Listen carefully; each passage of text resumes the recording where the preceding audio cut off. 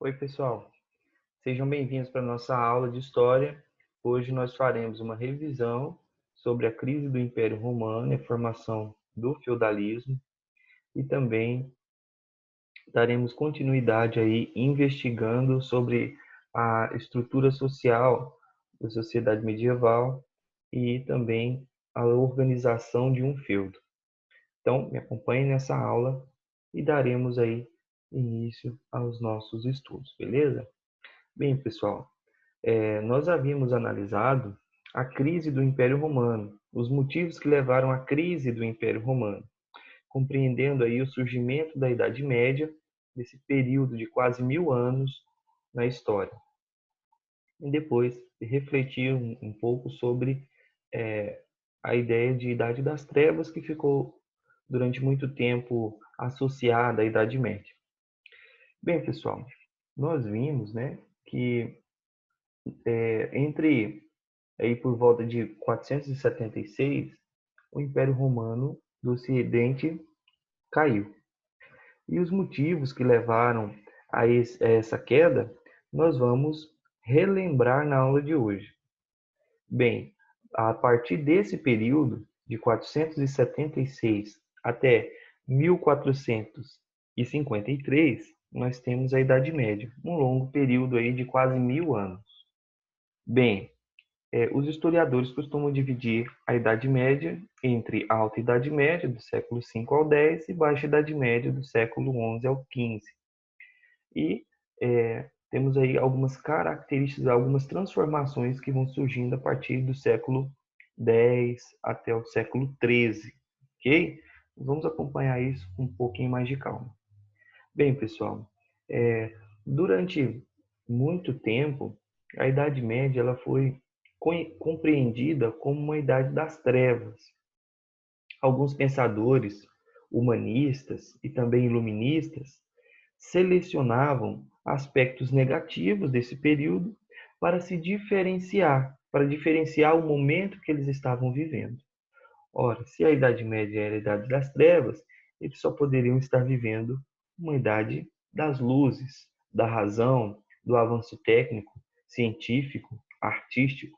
Então, para se diferenciar desse período e também retomar os valores greco-romanos, a filosofia, o conhecimento, a vida urbana, o realismo, a arte, né, o racionalismo, esses pensadores utilizaram a Idade Média como um intervalo, né, entre o Renascimento e o mundo antigo, a Antiguidade Clássica, ok? A história greco-romana. Bem, mas nós vimos ao longo das nossas aulas que a Idade Média é um período histórico que tem aspectos positivos e negativos como qualquer outro. Segundo o historiador Jacques Legoff, no seu texto Luzes sobre a Idade Média, ele afirma que a Idade Média é um período que houve trevas, mas também houve luzes, como qualquer outro período. E também nós temos visto historiadores se debruçando sobre as permanências, sobre as construções, as invenções culturais, sociais, artísticas, científicas da Idade Média que nos permitem ter um novo olhar, não mais esse olhar da Idade Média como a Idade das Trevas, ok? Então, conceber a Idade Média, entender a Idade Média como a Idade das Trevas, é o resultado de uma forma de olhar, ok? Mas é possível olhar a Idade Média sobre outro ângulo, sobre outro prisma, tá bom? Bem, pessoal, os motivos que levaram à queda do Império Romano do Ocidente em 476. Nós vimos que, após ter atingido o seu apogeu, ou seja, o seu ponto de desenvolvimento mais elevado, o Império Romano começou a dar sinais de crise. E essa crise foi: o Império Romano deixou de conquistar territórios, e essa diminuição nas conquistas resultou numa redução do número de escravos, que era a base da economia romana. Então, a queda no número de escravos ela foi um fator importantíssimo para a crise do Império Romano. Por quê? Porque com a redução da mão de obra disponível, o comércio e o abastecimento urbano ele foi afetado e as pessoas começaram a passar necessidades, gerando conflitos, rebeliões, e isso acabou provocando uma fuga das cidades para o campo, um processo de ruralização que acompanhou a crise do Império Romano. Além disso, nós temos a crise da arrecadação de impostos. Se o comércio foi afetado, consequentemente, a arrecadação de impostos do Império também sofreu uma redução. E sem os impostos, sem essa arrecadação, ficaria ainda mais difícil defender as fronteiras, já que o pagamento do soldo, também o financiamento da proteção das fronteiras romanas gerava um alto custo. Então nós temos aí, pessoal, queda do número de escravos, crise do comércio, diminuição do abastecimento urbano, fuga das cidades para o campo, crise na arrecadação de impostos, enfraquecimento do Estado, dificuldade de proteger as suas fronteiras. Ok? Bem, mas o Império tentou algumas estratégias para evitar a crise, solucionar a crise, e uma delas foi a permissão para que povos germânicos pudessem ocupar territórios romanos, né? E em troca eles protegeriam as fronteiras. Uma outra, uma outra ideia, né, foi o recrutamento de soldados germânicos para ocupar importantes postos do exército romano. Uma outra foi a divisão do Império Romano, feita pelo imperador Teodósio em 395, Império Romano do Ocidente e Império Romano do Oriente.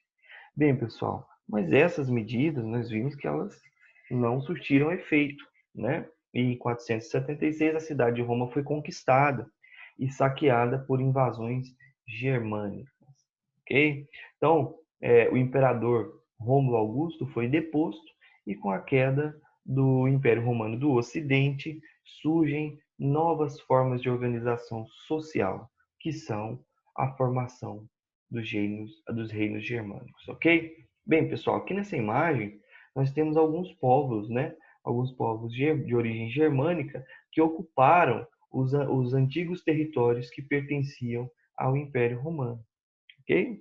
Bem, nós vimos que esses reinos eles tinham características muito particulares, não é isso? Então, no processo de formação dos reinos germânicos, houve um processo de romanização, de mistura de culturas entre romanos e também de germanização, ou seja, uma troca de influências, de hábitos culturais, de valores entre diferentes povos. Esses povos se organizavam de forma patriarcal, ou seja, as decisões eram tomadas pelos chefes de família e eles não tinham um Estado organizado, não viviam de forma centralizada. Existia uma política de centralização, como no Império Romano. Em alguns momentos, em momentos de crise ou de guerras, em momentos mais delicados, eles reuniam e escolhiam um chefe, que é aí o comitatus, a eleição de um chefe baseado na lealdade mútua.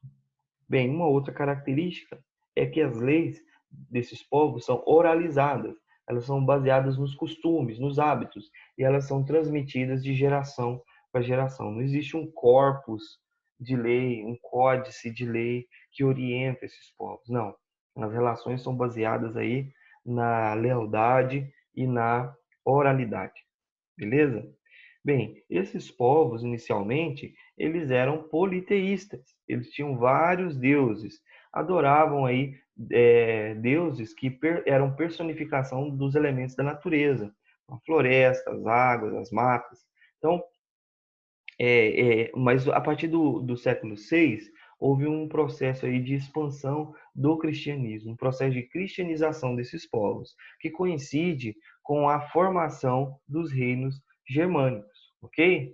Então, a partir do século VI, aí, durante a formação desses reinos, a igreja, que era uma importante instituição, iniciou um processo de alianças como forma aí de manter a unidade política. Bem, pessoal, nós vimos também, ao longo das nossas aulas, a importância do direito romano, não é? E a formação de um corpo do direito civil, que tinha como característica a universalidade e a flexibilidade. Não é isso? Esses fatores são de extrema importância porque os romanos governaram povos diferentes e um império muito vasto exigia uma universalização das regras, das leis. Outro fator importante era que o Estado era o responsável pela elaboração e pela aplicação da lei, ok? Então, o Estado cria a lei e aplica essa mesma lei. Isso foi de extrema importância para unificar diferentes povos e manter o Império Romano em unidade durante muitos anos, ok? Bem, pessoal, e depois, né, nós vimos aí algumas características da Idade Média relacionadas às atividades comerciais. Nós vimos que aconteceu um processo de ruralização da economia europeia a partir da Idade Média, ou seja, a partir do século V, nós temos aí um processo de ruralização da economia e os centros urbanos eles vão se tornando menos importantes que as áreas rurais. Isso significa que o comércio vai sofrer uma diminuição, porém, o comércio não vai desaparecer na Idade Média. Como nós podemos observar no mapa, ainda existiam várias rotas comerciais que praticavam o comércio de várias mercadorias, não é? Ouro, prata, ferro, chumbo, pedras preciosas, madeira, seda e daí por diante, né? Então, especiarias, alimentos, tecidos, ouro, prata eram comercializados durante a Idade Média, mas o comércio sofreu uma redução. Porém, ele nunca desapareceu, ok? Bem, pessoal, nós vimos também a formação do Império Carolíngio, não é isso? Que aconteceu aí na região da Gália, com a aliança entre a Igreja Católica e também o rei Clovis. Em 496, os francos que habitaram aí a região da Gália, eles iniciaram um processo de expansão territorial, formação aí de unificação dos francos e é, é, houve aí uma aliança entre a igreja e também o, a monarquia. Bem, pessoal, nós temos aqui um trecho aqui na Península Itálica que foram territórios doados à igreja em troca dessa aliança com o rei Clovis. E o Carlos Magno, que foi coroado imperador pelo Papa Leão III, não é, no século VIII. Então nós temos aí a formação de um império, não é, carolíngio. E uma das características desse governo, pessoal, foi a valorização do conhecimento e da arte, né, que ficou conhecido como Renascimento Carolíngio, através da construção de escolas, bibliotecas e o incentivo à produção escrita dos monges copistas. Bem, mas as leis, os costumes permaneceram aí de forma oralizada, uma manutenção de costumes de origem germânica. Em 814, o Carlos Magno faleceu e o seu império perdeu a estabilidade. Então, nós temos na Europa, a partir desse período, um processo de descentralização do poder que é organizado através do feudalismo. Bem, então, com a migração de povos germânicos e o declínio das cidades, as pessoas acabaram se refugiando em propriedades rurais. E essas propriedades rurais eram protegidas pela nobreza, pelos nobres, que são os senhores feudais. E essas propriedades, elas são conhecidas como feudos, ok? Então, o que é o feudo? Uma propriedade rural governada por um nobre, o senhor feudal. Então, nós temos aí dois processos que acabaram provocando uma descentralização do poder. A queda do Império Romano do Ocidente, como nós vimos, as invasões germânicas, as crises internas do Império Romano, não é? A crise do escravismo, a crise do abastecimento das cidades, a crise econômica, a dificuldade de proteger as fronteiras e, por fim, a queda do Império Romano com as invasões germânicas.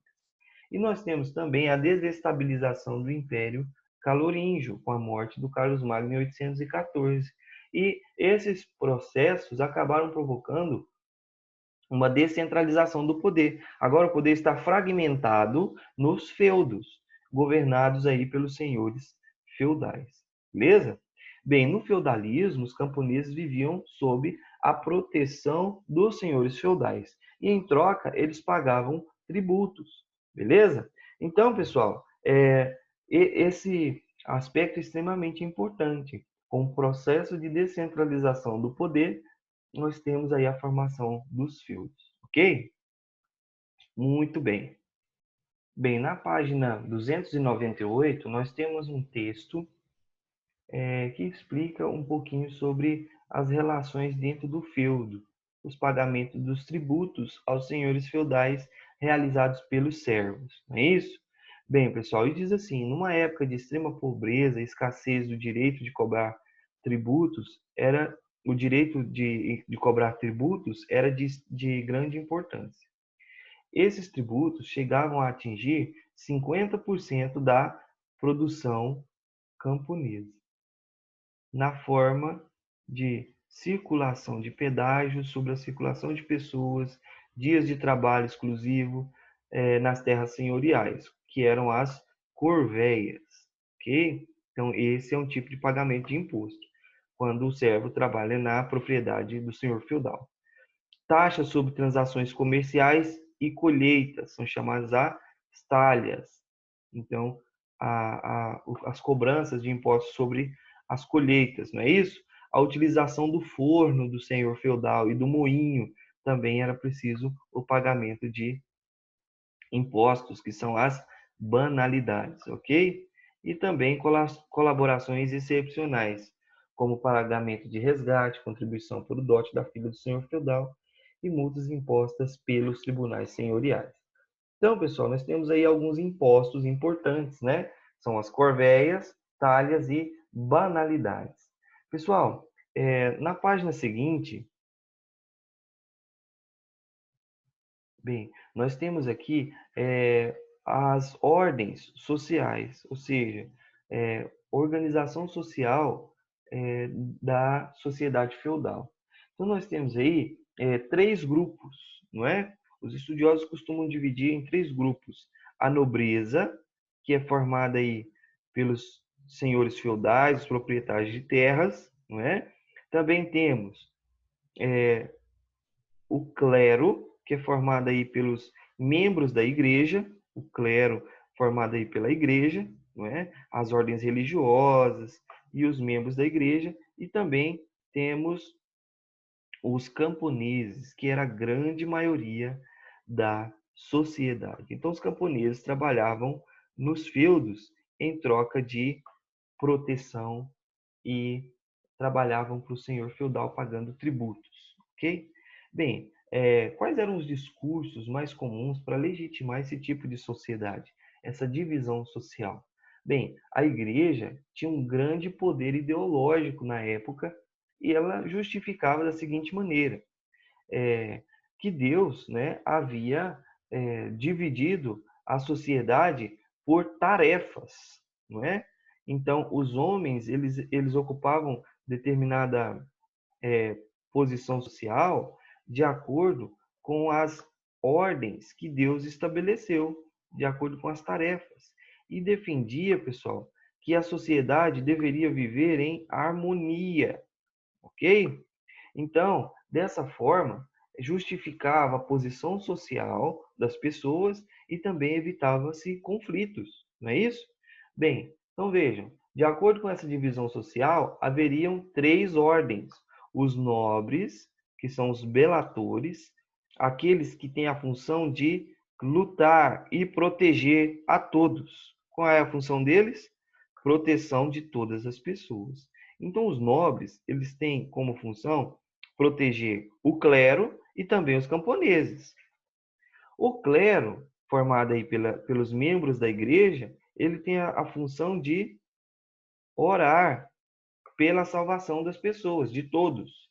Então, são os oratores, ok? Então, os nobres são os belatores, os guerreiros. O clero são os oratores, aqueles que rezam, que oram. E os camponeses são os laboratores, ou seja, aqueles que trabalham. Então, os camponeses eles tinham a função de trabalhar e sustentar os oratores e também os nobres. Entenderam? Bem, logo abaixo aí, a página 299, nós temos um texto muito interessante que mostra como eram aí as relações horizontais entre os nobres, ou seja, as relações entre vassalos e suzeranos, ok? Então vamos entender aí. Pessoal, olha só, para manter a dinâmica dos feudos, não é? E também a unidade, as alianças, eram feitos aí algumas cerimônias, os juramentos, quando um senhor feudal, não é, que quisesse dividir o seu feudo, o seu território, com outra pessoa. Então, quem divide o seu território, concede um território para outra pessoa, essa é chamado de suzerano, ok? O suzerano é aquele que doa a terra, aquele que concede a terra, ok? E quem recebia a terra é chamado de vassalo. E essa relação, ela é baseada, pessoal, na fidelidade, um juramento que era feito, uma cerimônia ritualística em que tanto o senhor feudal quanto o suzerano e o vassalo, não é, estabeleciam uma aliança. Então, o vassalo, que é aquele que recebe o território, ele se ajoelhava e fazia juramentos ao seu senhor, ao suzerano. Esse juramento era feito com a mão sobre a Bíblia, não é? Em algumas situações era feito dessa forma, ou também através da entrega de um objeto simbólico. Podia ser um pouquinho de terra, um punhado de terra, tá bom? Então, juramentos aí, relações feudo-vassálicas, relações de vassalagem, um juramento em que o vassalo recebe um território do senhor feudal, do seu suzerano, e que o suzerano tem aí o direito de, quando for preciso, convocá-los para uma guerra. Então, como era muito frequente as guerras, os conflitos, a tomada de um feudo e de outro, essas relações elas eram frequentes, elas eram comuns. Beleza?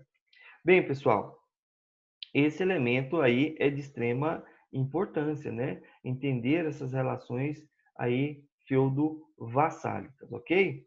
Então, nós vimos aí nessa imagem, né, um manuscrito do século XIV que representa, olha só, uma cerimônia de juramentos entre um vassalo, então esse que está ajoelhado aqui, ele é o vassalo, ele está recebendo o território, e esse que está sentado é o suzerano, ele concede a terra, ok? E aqui nós temos algumas testemunhas, que também era muito comum, ok? Bem, pessoal, nós vamos encerrando a nossa aula de hoje, espero que vocês tenham gostado, esse mundo medieval que é tão interessante, essas novas relações, né, as relações de suzerania e vassalagem, as três ordens sociais, não é? A nobreza, o clero e os camponeses, né? Os belatores, os oratores e os laboratores, não é isso que a gente viu? E também essas novas organizações, essa nova organização social, beleza? Bem, nós vamos encerrando a nossa aula por aqui. Espero que vocês tenham gostado e a gente se encontra aí na nossa próxima aula, ok? Até a próxima.